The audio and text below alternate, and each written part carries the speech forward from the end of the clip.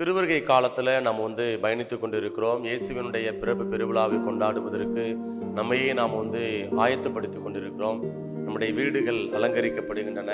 குடிலாம் வைப்பதற்கு ஏற்பாடுகளை பல்வேறு நிலைகளில் நம்ம என்ன பண்றோம் அப்படின்னா, எப்படி குடில் அமைப்பது, என்னென்ன அலங்கார பொருட்கள் நாம் பயன்படுத்த வேண்டும் என்று நாம் திட்டமிட்டு கொண்டிருக்கிறோம். இன்றைக்கு நம்முடைய குடில்கள் எப்படி நிறைய அழகு சாதன பொருட்கள் அலங்கார பொருட்களாக இருக்கிறதோ, அதே போல நம்முடைய அன்றாட வாழ்க்கையில நம்முடைய உடலால, நம்முடைய செயலால, வார்த்தையினால என்ன செய்யணும் அப்படி நல்ல பழக்க வழக்கங்களினால, மதிப்பீடுகளால நம்முடைய வாழ்வை நாம் அலங்கரிக்க வேண்டும்.